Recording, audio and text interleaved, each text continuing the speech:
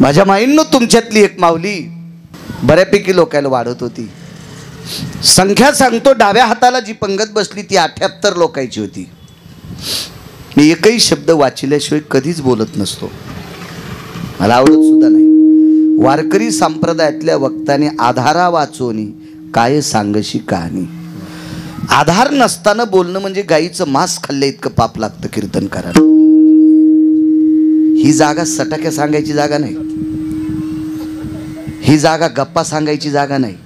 ह्या जागेवर जर पांचट गप्पा कीर्तनकार सांगत असेल तर त्याला तर नरकात जावंच लागेल, त्याच्या पुढे बसणाऱ्यांना पण जावं लागेल. विठाला विठाला विठाला विठाला विठाला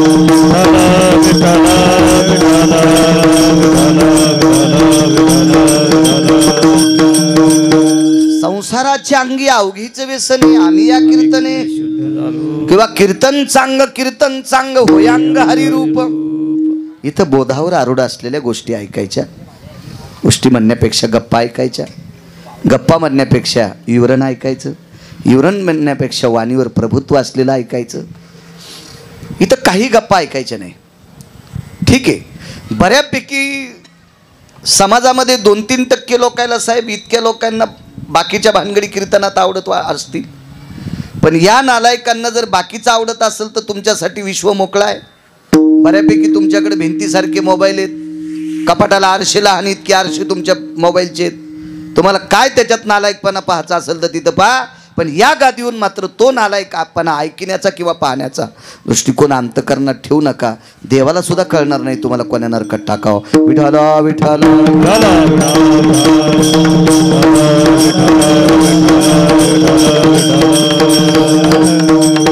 कीर्तन एक करमणूक मनोरंजन ह्याचं साधन नाही. मनाचं भंजन करणे, मनाचं भंजन करणे त्याचं नाव कीर्तन आहे. मनोरंजनासाठी खूप साधन आहेत ना, खूप साधन आहेत. एका घरी गेलो, जेवढी भिंत तेवढा टीव्ही होता. घराची जेवढी भिंत का तेवढा टीव्ही होता. ते म्हणे बातम्या पाहायच्या का? म्हणलं तुमच्या इथं टीव्ही. ते म्हणे ह्या टीव्हीचे त्याला बटणं, त्यानं डोळे मिचकिल्याबरोबर टीव्ही चालू झाला. म्हणजे त्या टीव्हीचं सेन्सर आणि त्याच्या डोळ्याचं सेन्सर एक केलं त्यानं. ते मिचकिल्याबरोबर चॅनल बदललं. पहा दुनिया कुठं बोंबलत गेली, पहा ना कुठपर्यंत विज्ञान गेले, कुठपर्यंत. बघ म्हणलं याच्यावर तुला काय बघायचं असेल तर. कीर्तनावर मात्र बोधावर आरूढ असलेले चिंतन श्रवण करायचे. 78 लोक डाव्या पंक्तीला आहेत, उजव्या पंक्तीला 36 लोक आहेत. म्हणजे वाढणारी माऊली अशी चालते, तिच्या डाव्या हाताला 78 आहेत, उजव्या पंक्तीला 36 लोक आहेत. 78 लोकांपैकी 2 लोक जर सोडून दिले ना तर सगळी नालायक आहेत. नालायक शब्द फार अपुरा आहे. सगळी बडवी आहेत, सगळी हरामखोर आहेत. मी एरवी शिव्या पण देत असतो, पण मुंबईत नकोय आता, ते आमच्या तिकडे देत असतो. विठाला विठाला विठाला विठाला आणि ऐकायचे असतील तर मोबाईलवर ऐका ना तुम्ही. खूप शिव्या असतात, खूप. काय भीती वाटत नाही मला कोणाला. काय वाटायची भीती साहेब? कीर्तन घेणार नाहीत, नको घेऊ. तुला 30 गाव पट्याल 36 गाव पाईप दिलाय पंढरपुरातल्या मालकानं संसार धाकवाय पुरतं. कशाला पांचटायच्या बनिली धुवाच्या. विठाला विठाला विठाला विठाला विठाला विठाला विठाला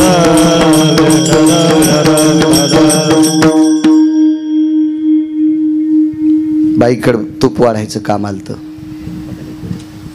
पात्र एक जण टाकून गेला, भात एक जण वाढून गेला, भातावर वरण एक जणानं वाढलं आणि बाई तूप वाढीत होत्या. तूप वाढायसाठी गुडघ्या इतकं बकेट होतं आणि मोठा तांब्या होता उजव्या हातात. तो तांब्या बकेटात बुडवायचा आणि भातावर तूप वाढायचं. ज्याला जेवढं लागेल तेवढं. ते काय वाहून जा पुरतं वाढीत नव्हती. तुम्ही काय असं हापकू नका. ती काय इतकी येडी होती का घर भिजवायला भरवायला कशी वाढेल? तुम्हाला जेवढं आवडेल तेवढं, फक्त वाढायला. औदार्य संपन्न स्त्री होती ना साहेब ती. तांब्या होता तिच्याकडे अर्धा किलोचा, ती भरून घ्यायची तुपानं आणि ते भात भिजेल इतकं तूप वाढायची. कोणाला आवडत नसेल कमी वाढायची, कोणाला भात भिजूनही थोडंसं आवडत असेल तेवढं वाढायची. कमी नव्हतीच ना तिच्याकडं. ती एका राजघराण्यातली स्त्री होती ना, आणि तो असा राजघराणा नव्हता ना आपलंच घर भरणारा. असा राजघराणा नव्हता ना तो आपलंच घर भरणारा. घरी आल्याच्या नंतर प्रत्येकाचं उदर भरल असा विचार करणारा राजघराणा होता. आणि मग ती तूप वाढलं तिनं 2-4 लोकायला. 5व्या-6व्या व्यक्तीला तूप वाढत असताना तिच्यावर एक घोर संकट आलं. ते संकट म्हणजे तिच्या चोळीचं बेरडं सुटलं. कळणार नाही काही काही मावल्यांना जुन्या एखाद्या माऊलीला लक्षात येईल चोळीचं बेरडं काय असतं. कारण तुमच्या काळामध्ये या बटनाचे ब्लाऊज आले, चेनचे ब्लाऊज आले, त्याच्यामुळे यांना बेरडं काय कळणार आहे. तुम्हाला जर बेरडंच कळायचं असेल तर माझ्या साध्वी जनाबाईचं ओरिजिनल चित्र पहा. साध्वी मुक्ताई साहेबांचं, आदिशक्ती मुक्ताई साहेबांचं ओरिजिनल चित्र पहा. त्यांना गाठीची चोळी असायची. आणि तुम्हाला बघायचीच असेल तर खेड्यामधली जुनाट माऊली पहा, जुनी फार, तिला सुद्धा गाठीची चोळी असायची. चोळीला गाठी 2 आणि 2 नंबरची गाठ सुटली. 1 नंबरची गाठ सुटल्याच्या नंतर चोळीचं फालकं कसं राहील ते. तिला 2 पालके असतात. अहो चोळी ही कोणा टेलरला शिवता येत नाही. 900 रुपये शिलाई एका ब्लाऊजची आहे. चोळीची शिलाई फक्त 15 रुपये. पण गाजलेल्या टेलरला चोळी शिवता येत नाही. कारण तिला लाग भरणं हे चांगल्या टेलरला कळत नाही. लाग असा करडीसारखा टोकदार असतो आणि ते त्याला कळत असतं कसं भरायचं म्हणून. ते एखाद्या वेळेस 2-2 हजाराचे मनी लावीन त्या ब्लाऊजला, पण लाग नाही भरता येत. ह्या चोळ्या शिवणारे ठराविक टेलर होते. विठाला विठाला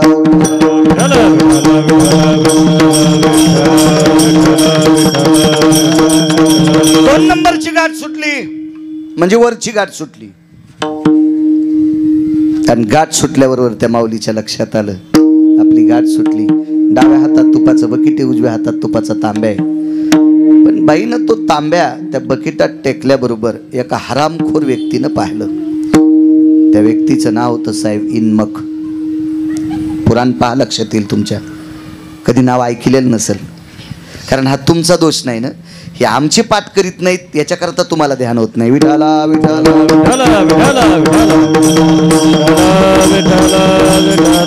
पाहुणी ग्रंथ करावे कीर्तन. ग्रंथ बघायचे, पुराण पाहायचं, भागवत पहा, वाढवावा आवाज, रामायण पहा, ज्ञानेश्वरी पहा, गाथा पहा, संत चरित्र पहा, लक्षात येईल तुमच्या. अहो भागवत तर प्राणची कीर्तनकाराचा. भागवत हा कीर्तनकाराचा प्राण आहे. पण ऐकावं तसंच लागेल अधिकाऱ्याचं आणि वाचावही तसंच लागेल. त्याच्यासाठी आपल्यासाठी ती दृष्टी लागेल. नाही तर मग आपण तर एरवी ऐकतोच. आणि कोणी सांगतंय, कोणीच सांगायलंय त्याला नाही अर्थ. त्याचा सखोल अभ्यास करून श्रोत्याच्या पुढे मांडणं त्याला कथा म्हणत असतात. महाराज पुढच्याची व्यथा संपवती तिचं नाव कथा. पुढच्याची व्यथा संपवती तिचं नाव कथा. पुढच्याची व्यथा वाढवते ह्या तुमच्या आमच्या कथा. हल्ली तर काय नाही, सगळ्यांनी उभे राहा, हात वरी करा आणि बास एक गीत म्हणल्या जाते, करा पदन्यास. म्हणजे तितक्या वेळापुरता त्यानं कथेचा तमाशा करून टाकला. नकोय नकोय नकोय नकोय. संप्रदायातल्या लोकांनी फार कष्ट घेतले. साहेब आता आपण कीर्तनाला गेल्यावर जितकं खालाय का, पैसे तर लांब सोडा. आपण कीर्तनाला गेल्यावर जेवढा आपल्याला पदार्थ खाण्यासाठी आहेत का, त्याच्यातले 2% पदार्थ 40 वर्षापूर्वी कीर्तन करायला खाला नव्हते. 2% पण नव्हते त्याच्यातले. कण्या आंबाड्या घुगऱ्या भाजी आमटी खाऊन कीर्तन केले हो. पण एका तिळा इतका नियम मोडा नाही. इतक्या आदरात वागली ती लोक. शंका घेतील बाळू महाराज इतका कडक बोलायला आणि बसला कस काय. तर 4 फेब्रुवारी 2019ला अपघात झाल्यामुळे माझ्या बॉईल जेनला क्रॅक आहे, म्हणून मला जास्त वेळ उभा राहता येत नाही, म्हणून बसून कीर्तन करतोय, माफी मागतोय. विठाला विठाला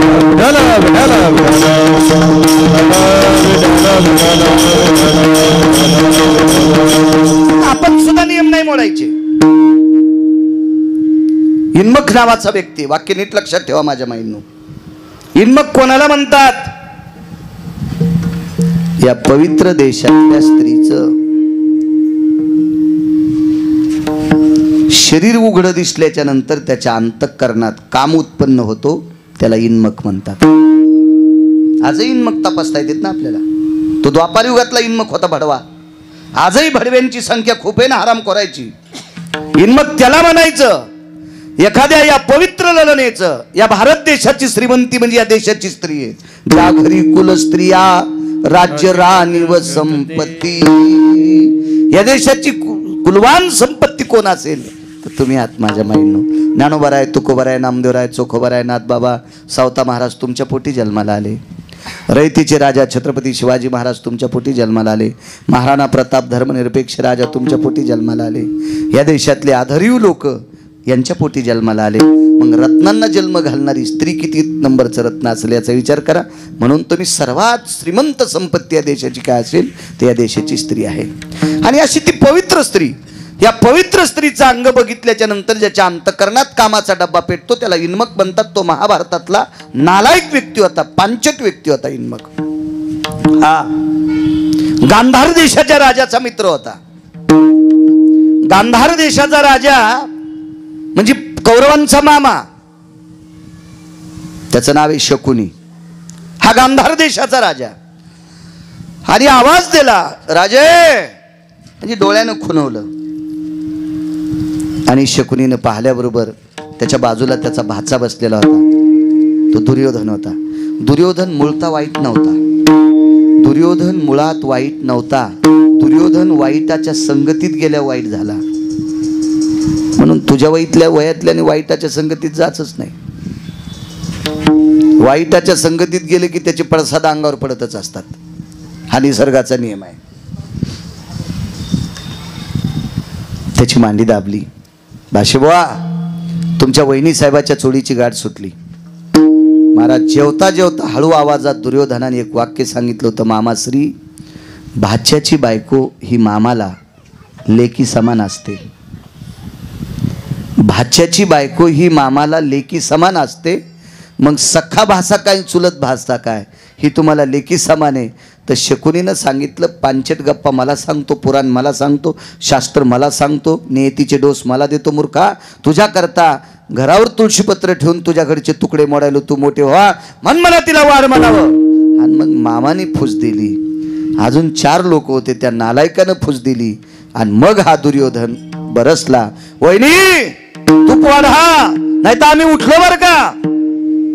तुपाचा तांब्या बकेटात टाकलेला होता, पण बकेट डाव्या हातात होतं. हे बकेट खाली ठेवून चोळीची गाठ मारावी असा भाव जागा झाला.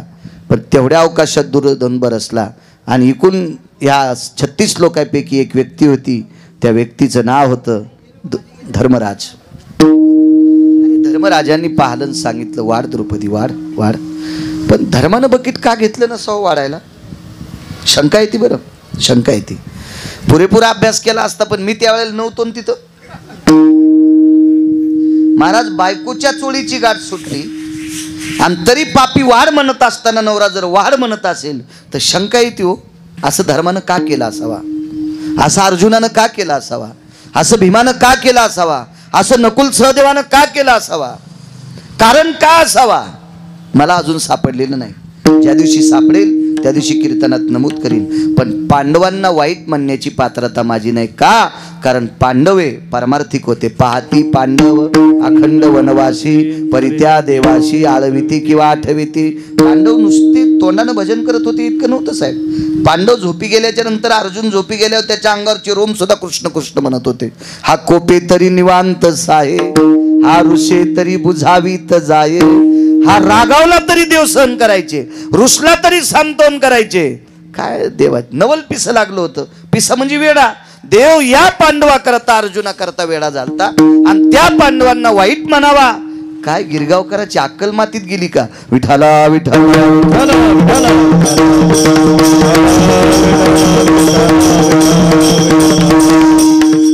धर्माने वाढायला सांगितलं. द्रौपदीच्या लक्षात आलं आपला कोण वाली आहे. तर देवाला आवाज दिला. देवा, 36 लोकांचे बाकी सगळे उठून गेले, 5 शिल्लक राहिले. 5 पतीचे, बाकीचे उठले.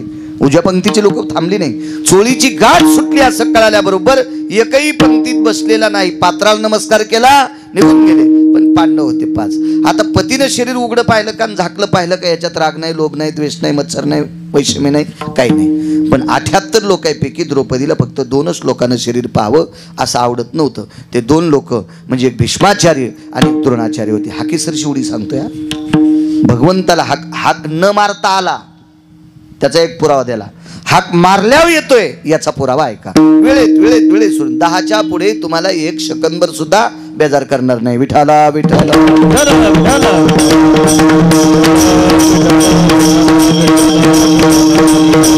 दोन लोकांनी मात्र साहेब आपलं शरीर बघू नये असं द्रौपदीला वाटत होते. दोन म्हणजे सामान्य नव्हते महाराज. भीष्माचार्य म्हणजे सामान्य व्यक्ती नाही ना.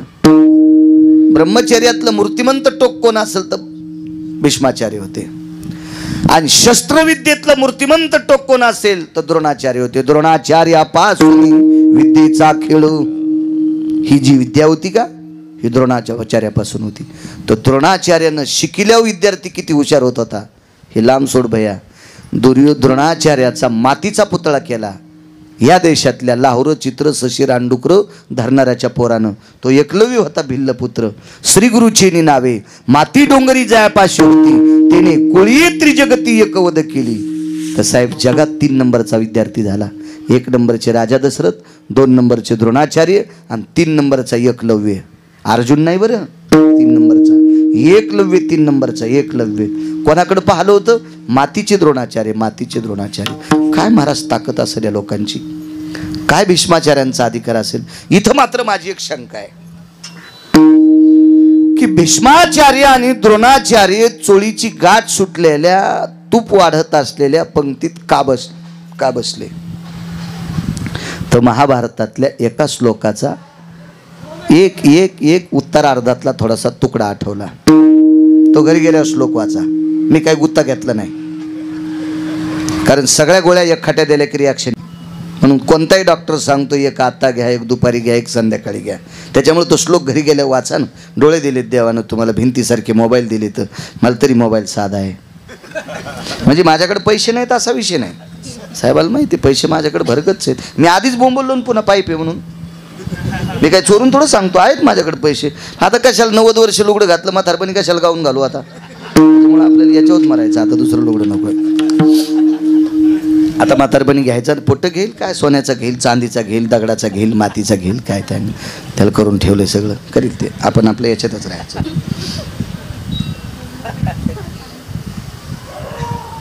शंकाली त्या श्लोकातला एक अर्धा तुकडा आठवला.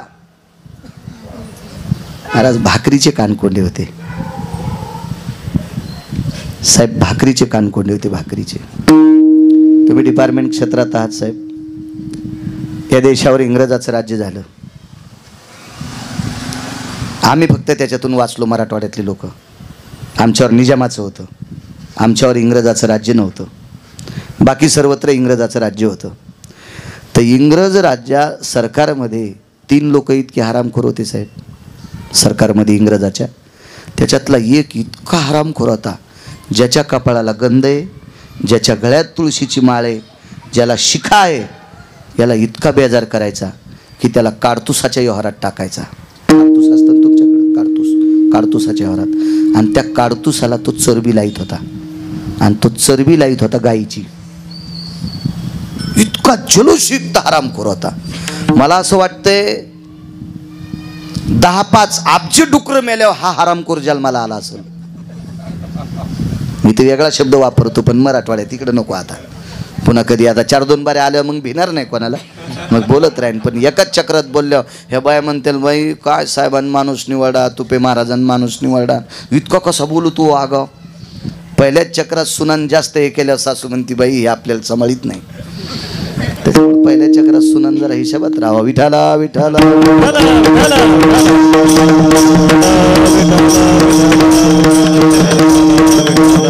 काडतूस लावायचे साहेब. काडतूस हे नखागिकानं तुटत नसते, त्याला दातान तोडावं लागते. तर मस्के बुवा एका विद्वान व्यक्तीने एका जवानाला विचारलं, इंग्रजाच्या फौजीमध्ये होता तो, सैन्यामध्ये. कारे म्हणे कपाळाला गंध, गळ्यात तुळशीची माळ आहे, डोक्यावर शिखा आहे, शेंडी आहे तुला, आणि तरी पण तुम्ही गायीची चरबी लावलेलं काडतूस का तोडता. ते म्हणलं याचा प्रश्न आहे, याचा प्रश्न आहे, करू काय. एका कवीने कविता फार सुंदर लिहिली. नच उलटे काळीज त्याचे, नच उलटे काळीज त्याचे, परिशरमिंदे अन्नाचे, परिशरमिंदे शर्मिंदे अन्नाचे. भाकरीचे कानकोणीत रे, संसार कसा धकुरे नाईलाजे. भीष्माचार्याची द्रोणाचार्याची ती अवस्था झाली. आणि द्रौपदीनं सांगितलं, देवा फक्त या 2 लोकांना शरीर उघड पाहू नये, बाकी 78 पैकी 2 सोडे. हे मूर्ख आहेत. मूर्ख म्हणजे वेडा. आणि वेड्याने शरीर झाकलं पाहिलं का उघडं पाहिलं का काय त्याच्यात नवलाची गोष्ट साहेब, काही एवढं नाही. आणि हे तर 5 लोक पती आहेत, यांना सर्वाधिकार आहे शरीरावर. देवा बघ रे देवा बघ, 2 नंबरची गाठ पूर्णतः सुटलेली आहे, 3री ढिल्ली झालेली आहे. चोळीची गाठ ढिल्ली झालेली आहे. आणि द्रौपदी कोण मावली होती माझ्या माईनं थोडंसं लक्षात घ्या. विराट राजाच्या घरी द्रौपदी शैरंद्री या रूपात काम करीत होती. शैरंद्री नाव होतं तिचं. शेण काढायचं काम होतं तिच्याकडं. पण कौरवाच्या कानावर एका चिकित्सक व्यक्तीनं वार्ता दिली, अर्जुनाच्या अंगावरचे रोम कृष्ण म्हणतात, पण अर्जुनाच्या अंगावरचे रोम जर जमिनीवर पडले तर कृष्ण म्हणत नाहीत. पण द्रौपदीच्या अंगावरचे रोम नुसते कृष्ण म्हणत नाहीत, डोकं इंचरताना जेवढे केस खाली पडतील ती जागा पण कृष्ण म्हणत होती. महाभारतात बघायचं नाही बरं हा पुरावा, हा दुसऱ्या पुराणात बघायचा. दुसऱ्या पुराणात महाभारत पाहिल्यावर पुन्हा तुम्ही म्हणताल गिरगावच्या बाळू महाराजांनी कशातलं सांगितलं. त्याच्याकरता मी आताच वकालत करतोय, दुसऱ्या पुराणात पहा. तर त्या चिकित्सक व्यक्तीने सांगितलं, दुर्योधना द्रौपदी सापडायचं एकच कारण आहे, ज्या राज्यामध्ये द्रौपदी असेल त्या राज्यातले उकिरडे तपासा.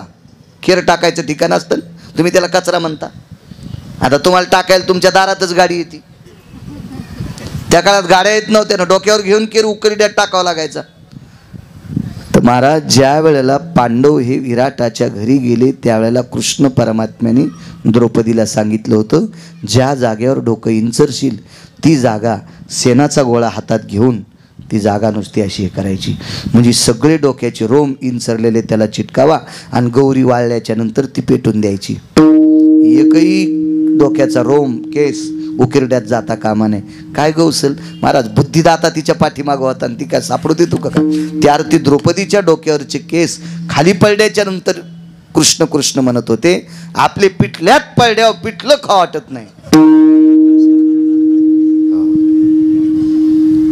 आपले पोळी लाटताना पोळीत गेल्यावर पोळी तुटत नाही.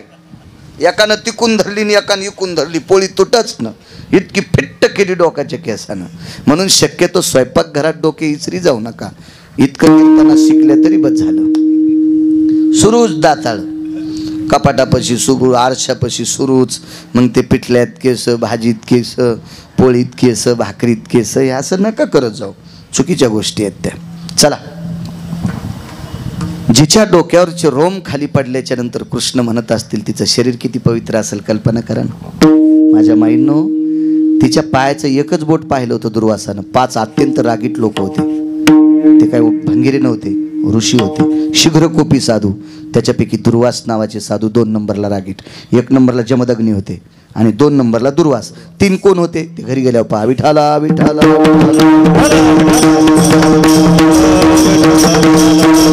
5 साधू अत्यंत रागीट. त्याच्यापैकी दुर्वास नावाचे साधू 60,000 शिष्य घेऊन गेले.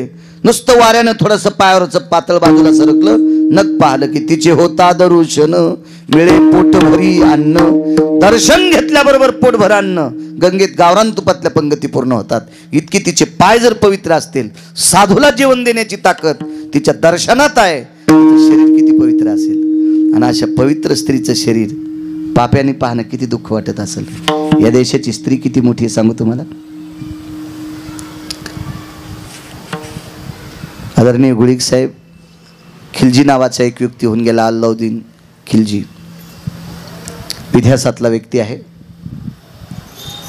एका प्रांतीय राजाच्या पत्नीचं नाव होतं माझ्या माईंनो पद्मावती. तिचं नाव स्मरणात ठेवा.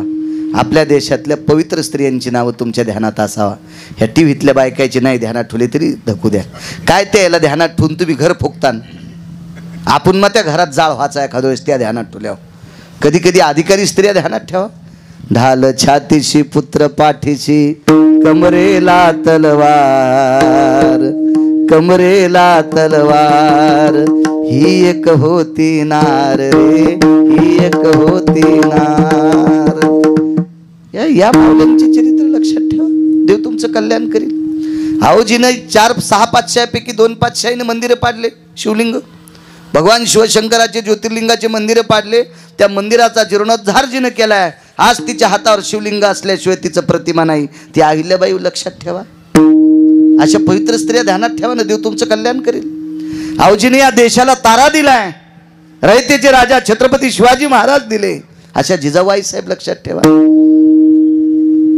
कारण तुम्ही तुमच्यातल्याच ठेवा ना, पण अधिकारी ठेवा, देव तुमचं कल्याण करील.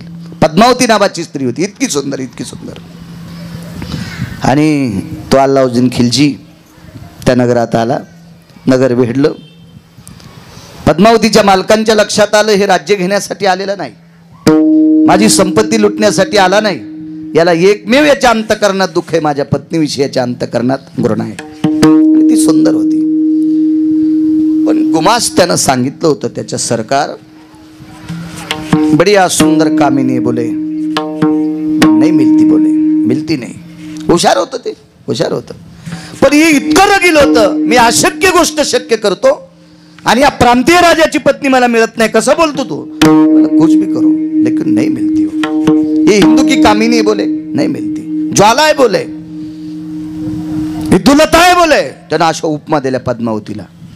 वीज हे म्हणले, ज्वाळा आहे म्हणले, ती हातात येणार नाही. आणि तो खिलजी इतका पापी होता, गुळीक साहेब इतका पापी होता, त्यानं पूर्ण गावाला घेरून घेतलं आणि पद्मावतीच्या वाड्याकडे त्याने धाव घेतला. दारात आल्याच्या नंतर पडवीत पद्मावतीचे मालक बसलेले, 5-4 लोक सोबत होते. त्याच्या उघड्या तलवारी पाहिल्या होते, निघून गेले. तो एकटाच व्यक्ती, निर्भय, भीती नाही काय. बसण्यासाठी आदर केला. नोकराच्या हाती पाणी वगैरे दिलं आणि पाठीमागे गेले असताना माझ घरामध्ये पत्नी बसलेली होती. या घराची नावं कळणार नाही तुम्हाला. राणीवसा, माझ घर, जानोसा लक्षात येणार नाही, कारण तुम्हाला ही आत्ताची नावं पाठ झालीत ना. पाकगृह, स्वयंपाकघर हे कुठे लक्षात येणार आहे? किचन लक्षात येते. 2च तोंड आणि खिचडीन बोंड. दोघायचीच किचकिच चलती, त्याचं नाव किचन. तिसऱ्याला काहीच भेटत नाही, फक्त दोघायलाच मिळतंय, त्याचं नाव किचन. हे वागण्यानुसार नाव पडलेले ना पूर्वीच्या काळात, आत्ताच्या काळात. माझघरात आईसाहेब होत्या आणि लटपट अंतकरण ज्याचं असं थरथर कापतंय, असे पद्मावतीचे मालक माझघरापर्यंत पोचले. आपल्या मालकाचा चेहरा पाहिला. विचारलं, प्राणनाथा, डोळ्याच्या कडा ओल्या येता. खिलजी आलाय ग? काय राज्य घेण्यासाठी आलाय? नाही म्हणे. खंडणी मागण्यासाठी आलाय? मग आलाय तरी कशासाठी? दुःखद आवाजात साहेब सांगितलं, पद्मावती, तुझ्या शरीराचे लचके तोडण्यासाठी आलाय. साहेब काय विद्वान बाई असेल होती. त्या बाईनं स्वतःच्या पदराचा कोपरा हातात घेतला आणि नवऱ्याचे डोळे पुसले.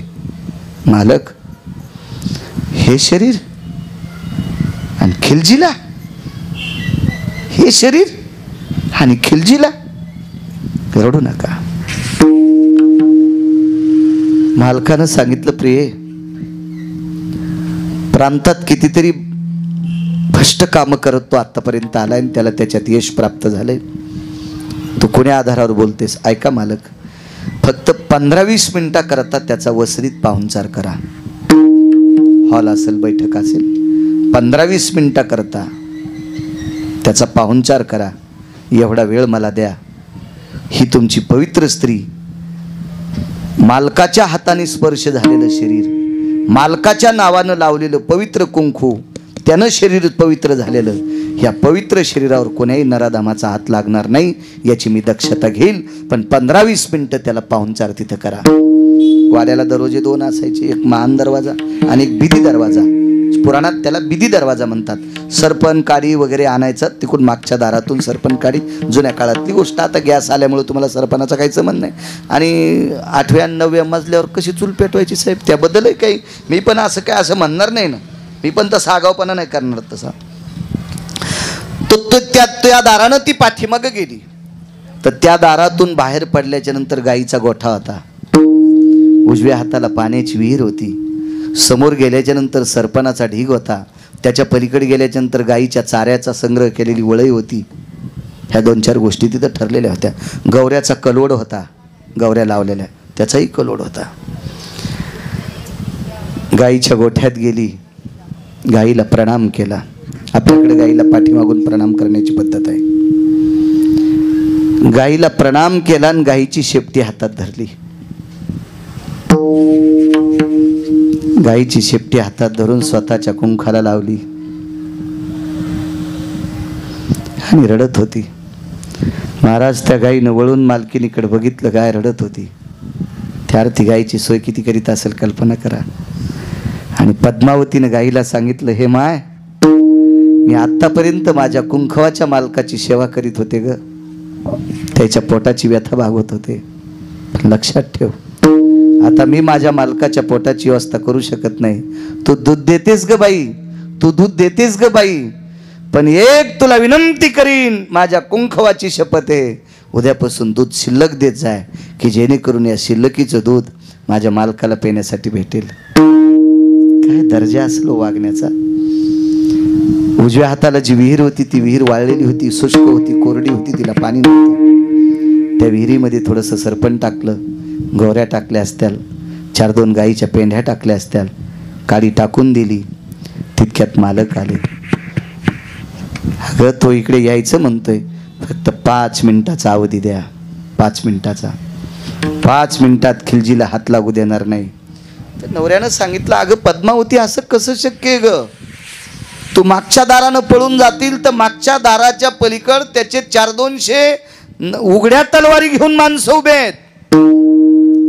मालक, लाखो लोक उभे असू द्या, लाखो लोक उभे असू द्या, तरी हे पवित्र शरीर त्या हरामखोराला प्राप्त होणार नाही. तिने एक पुरावा सांगितला अभंगातला, सर्प माथा मणी. सर्प माथा मणी. सापाच्या माथ्यावर मणी असतो, ते साप आपल्याला दिसत नाहीत, पण सापाच्या माथ्यावर जर मणी असेल तर जिवंतपणी साप काढू देईन का? काढू देईन ते साप मणी जिवंतपणे. मालकाचा अभंग आहे. याच्यातलं जास्त कडवे सांगत नाही, थोडेसे 2 शब्द सांगतो. सर्प माथा मणी, पतिव्रतेचे स्तन, विध्वंशिल्या प्राण हाताने. विध्वंशिल्या प्राण हाताने. मालकाचे शेवटचे डोळे पुसले मालक. सापाच्या माथ्यावरचा मणी मेल्याशिवाय काढून देता येत नाही, आणि पतिव्रतेच्या शरीराला हात जिवंतपणी लावता येत नाही. त्याच्यातली मी एक पतिव्रता आहे. ज्वाळा विहिरीच्या बाहेर आल्या आणि त्या विहिरीत उडी टाकली. महाराज साहेब, त्यावेळेला पद्मावतीनं स्वतःचं जोहार करून टाकलं. इतकी पवित्र स्त्री महाराष्ट्राची आहे, इतकी पवित्र स्त्री भारत देशाची आहे. आणि मग ही जर इतकी पवित्र असेल, इतिहासातली स्त्री पद्मावती, इतिहासातली पद्मावती जरी इतकी पवित्र असेल, तर पुराणातली द्रौपदी किती पवित्र असेल कल्पना करा. तिचा पवित्रपणा मोजता येईल का? आणि तिचं शरीर उघडं पाहत असताना किती दुःख वाटत असेल तिला, काय वाटत असेल त्या द्रौपदीला. देवाला विनंती केली, देवा धाव रे, धाव देवा, धाव देवा, बघ रे आपल्या बहिणीचं लाज राख रे. त्यावेळेला ओरडत नव्हती, आवाज हा अंतकरणातून देत होती आणि रडत सुद्धा नव्हती. त्याचा पुन्हा एक सिद्धांत सांगतो, डोळ्यातून पाणी आलं असतं ते हरामखोर लोक जेवले नसते. काय रडत रडत वाढायली आम्हाला, काय तुला दुःख झालंय, तू आम्हाला वाढायली, तुझ्या डोळ्यातून पाणी येतं ना आम्ही जेवायला बसलो, आम्ही मूर्ख आहे का तुझ्या हातचा स्वयंपाक खाला, ही अशी हरामखोर म्हणली असती. म्हणून डोळ्याला पाणी सुद्धा आलं नाही, आवाज जोरात गेला नाही, अंतकरणातून आवाज जात होता. आणि शेवटचा आवाज इतक्या तळमळीनं दिलाय की ओठाचा एकीकडचा भाग फक्त एवढाच उकलला. एका तिळाचे 14 भाग करायचे. तिळ कळतो ना, तिळ, एका तिळाचे 14 भाग करायचे. 14वा भाग साहेब चष्मा लावल्यावर तरी दिसेल का? चष्मा लावल्यावर तरी तिळाचा 14वा भाग दिसेल का साहेब? नाही दिसू शकत. तर तितकी सूक्ष्म खिंड ओठाला होती आणि ती इतक्या सूक्ष्म खिंडीतून आत प्रवेश केला. कोणी? पंढरपुरातल्या मालकाने आत प्रवेश केला आत. आणि आत प्रवेश केल्यावर पहिले हात दोन होतेच. डाव्या हातात बकीट होतं, उजव्या हातातला तांब्या टाकला होता. देवानं संवेदना दिल्या, ताई बकीट डाव्या हातात ते तसंच राहू दे, पण तुपाचा जो तांब्यामध्ये टाकला तो तांब्या उजव्या हातात घे. एका हातात बकीट, एका हातात वाढायला तांब्या आहे. आणि देवानं श्वासातून आत प्रवेश केला हृदयात आणि दोन हात तयार झाली. ती देवाची हातं होती, ती पंढरपुरातल्या मालकाची हातं होती, ती जगाच्या बापाची हातं होती. आणि त्या देवानं प्राप्त केलेल्या दोन हातानं चोळीची गाठ मारली. हाक मारल्याबरोबर जगाचा मालक श्वासातून आत जाऊन काम कशाचं पडलं होतं? चोळीची गाठ, स्तंभ फोडणे. आणि चोळीची गाठ मारली म्हणून मालक पहिल्या कडव्यात म्हणतात,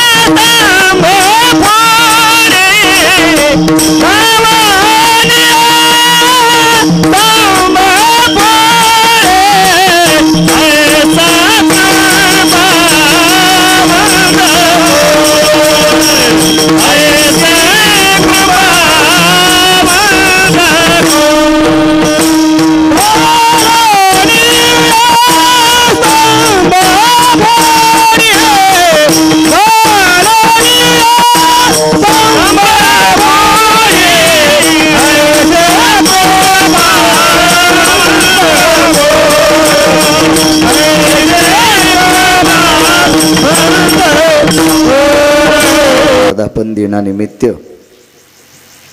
श्रद्धा हॉस्पिटल तिथे सुद्धा फार मोठा सप्ताह झालता. तिथेही येण्याचा योग दादांमुळे आला. एका गोडशा परंपरेतली लोक आहे ती. एका नाविन्य अधिष्ठानावरची ही माणसं आहेत. त्यांच्यात त्या संतांचा वास आहे. मोठ्या श्रद्धेने एवढं मोठं इंद्राच्या वैभवाला लाजवील असा सुंदरसा दिव्य मंडप. मला असं वाटतं नुकतंच कुठंतरी कोराकोरी जमिनीला चालू होती त्यावेळेसपासून मी येतो. त्याच वेळेस म्हटलं होतं मोठा सभा मंडप व्हावा. किती मोठा सभा मंडप, किती मोठा. परिसरातल्या सर्व धर्मानुरागी पवित्र अंतकरणाच्या माणसांनी पवित्र ठिकाणावर लक्ष ठेवलं पाहिजे. की अशा ठिकाणावर लक्ष ठेवलं की विटेवरच्या मालकाला आनंद वाटतो, काशीतल्या मालकांना आनंद वाटतो, माझ्या ज्ञानोबाराय तुकोबारायांना आनंद वाटतो. असे तीर्थ हे तीर्थ आहेत.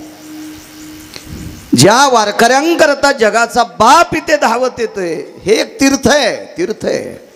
अशा तीर्थावर लक्ष ठेवत जा. भगवंत तुमचं कल्याण करेल. विठाला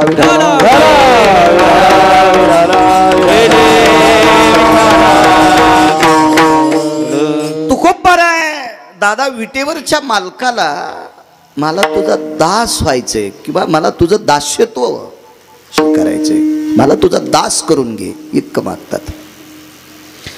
विटेवरच्या मालकांनी बऱ्यापैकी माझ्या देहूतल्या मालकांना विनंती केली असेल, तुम्हाला बाकीचं दास्यत्व नकोय का? नको म्हणले, नको नको नको, बाकी इतरत्र फिरू नकोस आम्हाला, मला फक्त तुझाच दास व्हायचंय. त्याही काळात काही मोठाली मालक असतील काका, पण तुकोबाराय त्या मालकांना मानित नसतील का? कारण त्या मालकांचं अस्तित्व दिव्यासारखं असते. दिव्यातलं तेल संपलं की दिवा इजला.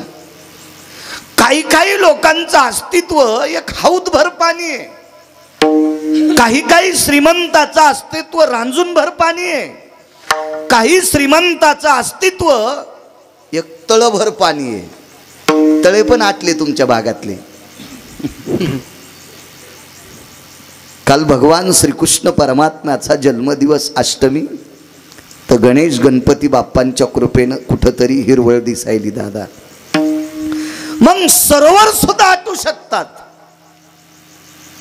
म्हणून सरोवरासारख्या श्रीमंत मालकांच्या नादी तुकोबरायला लागले नाही. पंढरपुरातला मालक म्हणजे समुद्राला लाजवील हे त्याचं वैभव आहे. म्हणून मला तुझा दास व्हायचे देवा, नको मला बाकीच्यांचा दास करू. असे तर दगड उचलल्या विचू निघतेत, असे निघतेत काही काही. नकोय मला त्यांचा दास, तुझा दास्यत्व हवंय देवा. राहिला प्रश्न, तुकोबारायला विटेवरच्या मालकाने विचारला असेल, तुम्हाला काशीतल्या मालकांचा दास नकोय का? त्यांचं दर्शन तुम्हाला आवडत नाही का? तर मला असं वाटतंय तुकोबाराय, ज्ञानोबाराय, नामदेवराय, चोखोबाराय, नाथबाबा, सावता महाराज, सेना महाराज, रविदास महाराज, कबीर महाराज, मीराबाई, जनाबाई, मुक्ताबाई, सखूबाई या सर्वांनी नमूद केलं असेल देवा, काशीतले मालक तर आमचा प्राण आहेत, पण ते रोजची रोज आम्हाला इथंच भेटतात. आम्हाला तिथं जायची गरज नाही. रोज त्रिशूल डमरू घेऊन काशीतले मालक पंढरपूरला येतात ना देवा. त्रिशूल डमरू घेऊन आला गिरिजेचा कांता, त्रिशूल डमरू घेऊन आला गिरिजेचा त्रिशूल डमरू घेऊन आला गिरिजेचा घेऊन आला गिरिजेचा रंभा विकनासाठी उभ्या जोडोनी हात, त्रिशूल डमरू घेऊन आला गिरिजेचा कांता, त्रिशूल डमरू घेऊन आला गिरिजेचा कांत, रंभा विकनासाठी उभ्या जोडोनी हात, घेऊन आला गिरिजेचा कांत, त्रिशूल डमरू घेऊन आला गिरिजेचा असं विश्वातलं एकच ठिकाणी शंकर जात नसतील असं मला म्हणायचं नाही. गेले असतील भगवान शिवशंकर दादा कुठं पण, काही काही पवित्र ठिकाणी शिवशंकर गेले असतील, पण काका रोज नाही गेले.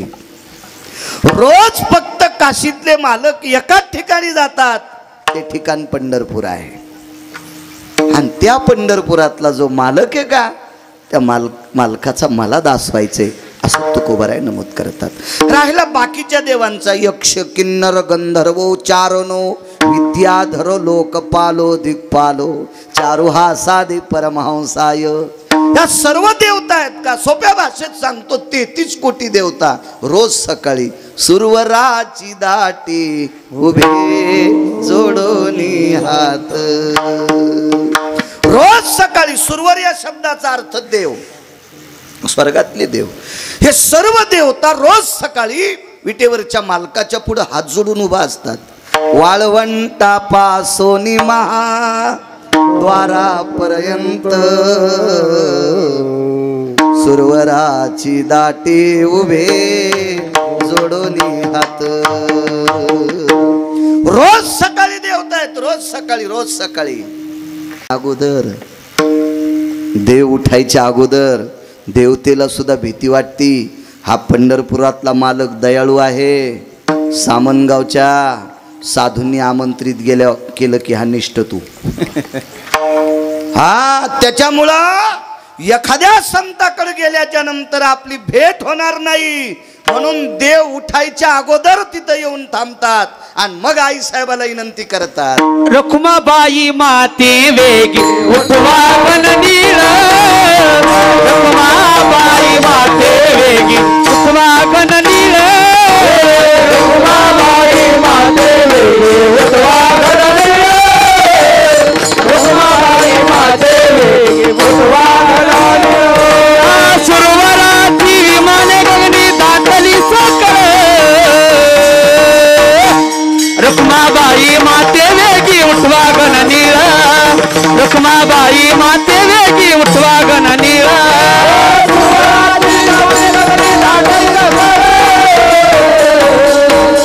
रुक्माबाई माते वेगी उठवा गण नीळ रुक्माबाई माते वेगी उठवा गण नीळ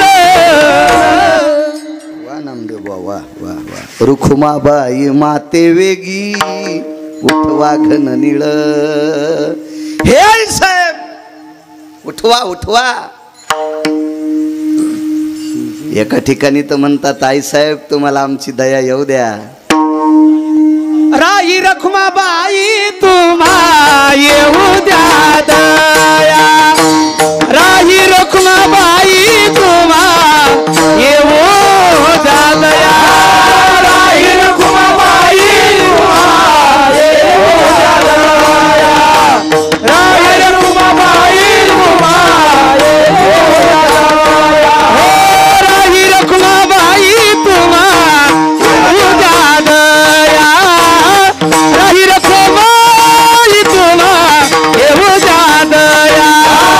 राही रखुमाबाई तुम्हा येऊ द्या दया राही रखुमाबाई तुम्हा येऊ द्या दया राही रखुमाबाई तुम्हा येऊ द्या दया सेबी हालवून जागे करा देवराया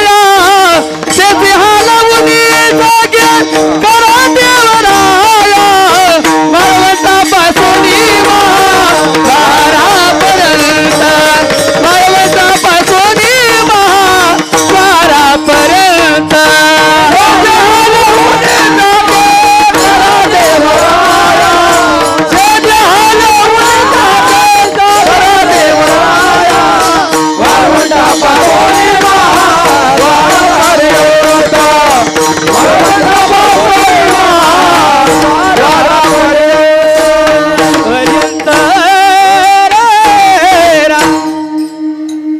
राई रखुमाबाई तुम्हा येऊ द्या दया सेजे हालवोनी जागे करा देवराया मालक सांगत असतील देऊतले भगवान तुम्ही उठायच्या अगोदर 33 कोटी देवता तुमच्यासाठी हजर आहेत ना मग ज्या 33 कोटी देवता ज्या देवाच्या दर्शनाकरता बेजार आहेत तो देव पंढरपुरातला 349 गंगा शुद्ध होण्यासाठी पंढरपूरला येतात ती पवित्र गंगा चंद्रभागा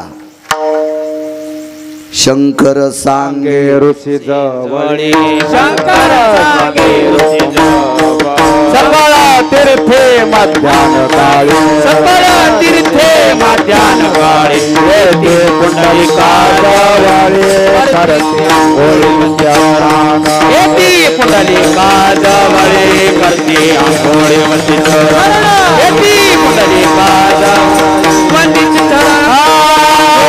ऐसे शंकर सांगे ऋषी जवळी सकळ तीर्थे माझ्या नकाळी येते पुंडलिका जवळी करती आंघोळी वंदित चरणाला सकळ तीर्थे माझ्या नकाळी येते पुंडलिका जवळी पुंडलिका जवळी करती आंघोळी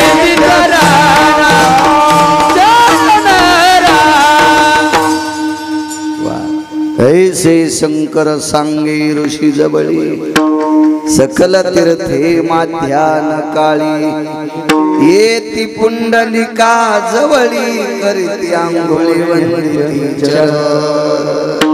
तीही पवित्र गंगा पंढरपूरला आहे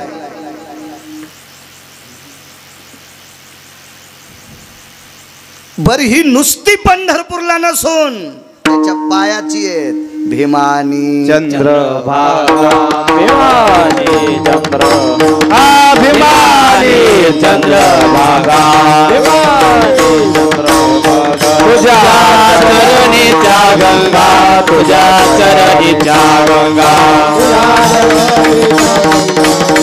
चरणीच्या गंगा तुझ्या चरणीच्या गंगा तुझ्या चरणा भीमाने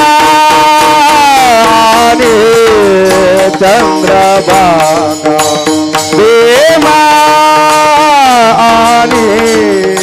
चंद्रभागा भीमाने चंद्रभागा भीमाने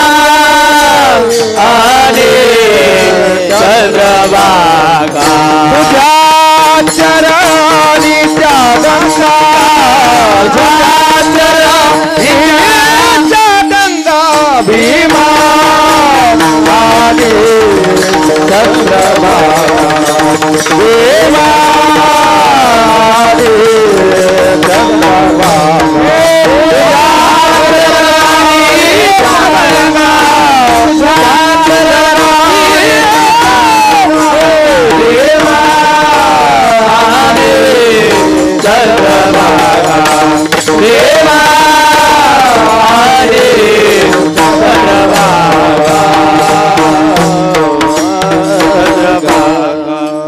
दादा भिकारचोट मालकाच्या नादी लागायचं नाही. भिकारचोट मालक तुकोबारायला आवडत नाही. भारदस्त मालक आहे, भारदस्त. तुमच्या माझ्यासारख्या पाप्यानी ज्या गंगे स्नान केल्या आपण शुद्ध होतो बिभीषण बुवा, पण ती गंगा मळती आणि मळालेली गंगा शुद्ध करण्याची ताकद चंद्रभाग येते. आणि महाराज ती चंद्रभागा त्याच्या चरणाची गंगा. काय ताकद आहे काका, काय भारदस्त मालक आहे. बाकीच्या तीर्थांना शुद्ध करण्याची ताकद त्याच्या चरणातल्या गंगेत आहे. इतका मालक मोठा आहे. म्हणून देवा तुझं दास्यत्व स्वीकारायचे, तुझं दास्यत्व. असतील काही काही मोठे पप्याच्या माईसाठी असे तर कुंटालानं लोळायलीत कुठं बी. भक्तांसाठी मोठा असला पाहिजे. भारदस्त मालक आहे, उदार आहे, उदार आहे, उदार आहे. देवा तुमचं दास्यत्व. मला वाटते गेल्या वर्षी पण तुमचीच दादा यांचीच पंगत होती. महेशरावजी डेपे गेल्या वर्षी सुद्धा. वा, बघितल्यावर चेहरा बघितल्यावर लक्षात आलं. अशा तीर्थावर करत जा खर्च, देव तुमचं बरं करील. आमचा एक पाहुणा श्रीमंत आहे, वाढदिवसाला मलेशियात गेला. ते म्हणलं म्या 80 लाख रुपये तिथं खर्चिले. तिथं आल्यावर मेला, परत दिवशीत माती झाली त्याची. आमची मंडळी म्हणली ते जवळचे पाहुणे जा. मी म्हणलं पंढरपूरहून जर आल्यावर मेला असता तर कीर्तन रद्द करून त्याच्या मातील गेलो असतो आणि त्याला भजन करीत फुकला असतं. पण मलेशियाला जाऊन मेला आणि ते 80 लाख किती सप्ते झाले असते. ते भडवा तिथून आल्यावर मेला. हा, त्याला नाही किंमत द्यायची. जे परमार्थात धन द्रव्य वेचतेत का त्याचं थोडंसं वर्णन केलं पाहिजे. काही काही कोणाला चोंभाळीते, कोणाला बी. नको चोंभाळू रे, नको चोंभाळू, नरकाला जाशील चुंबळ्या. इतराची स्तुती आम्हा ब्रह्महत्या, इतराची स्तुती आम्हा ब्रह्महत्या, इतराची स्तुती आम्हा ब्रह्महत्या. एका वाचोलीचा पांडुरंगा, एका वाचोलीचा पांडुरंगा, एका वाचोलीचा पांडुरंगा. त्या पांडुरंगाच्या व्यतिरिक्त स्तुती नको म्हणले. स्तुती नको.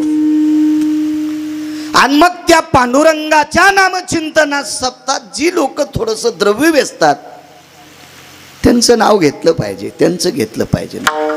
कोणाचे नाव घेतात, कोणाचे चोंबाळीत.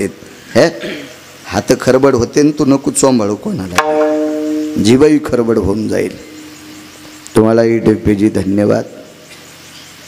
भारदस्त मालक आहे काका, कोणाचंही दास्यत्व नाही करायचं, नाही करायचं, नाही करायचं. गड्याच्या पोरीचं लग्न होतं दादा. गड्याच्या 22 वर्ष गड्यानं त्या मालकाची तर काम केलं. 22 वर्ष. पोरगी लग्नाला आली. मालकानं सांगितलं रुपये पाहिजे. गड्यानं सांगितलं. मालक म्हणले उचल घेतलीच ना रे, आता कसले रुपये. माझं सहाल कडीला नेल्याच्या नंतर नंदकुमार महाराज तरी 10-5 हजार तुझ्याकडे राहते आणि आता कसले पैसे मागतो? पैसे देऊ नका मालक, 30-40 किलो गहू द्या. पोरग बरं भेटलंय, मुलगी सुंदर होती, विद्वान होती, पण बाप गरीब होता. आणि पोरानं सांगितलं तुम्ही जशा पद्धतीत लग्न करताल तसं करा, पण द्या मला. आता तर ती परिस्थिती आलीच म्हणा. आता तर काही याबद्दल बोलायचा काही विषयच नाही, काहीच विषय नाही. देता का 30-40 किलो गहू? नाही म्हणे.